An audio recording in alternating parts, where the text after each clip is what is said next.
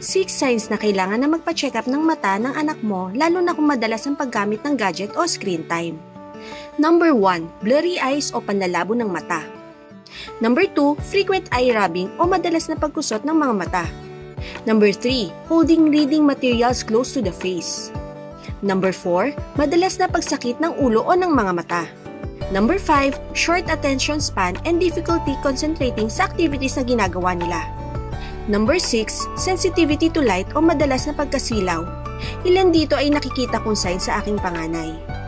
Kaya naman, nagpa-appointment agad ako sa Family Focus Health and Vision Center para ma-check ang status ng mata ni Kuya Momoy. Nagkaroon muna ng consultation sa mga signs na nararanasan ng aking anak. Pagkatapos ay chinek ang grado ng mga mata niya through digital at actual testing. Para malaman ang aktual na grado ay may pinatak na solusyon si Doc sa mata ni Momoy. Pagkatapos ay kinuha ulit ang grado ng kanyang mata.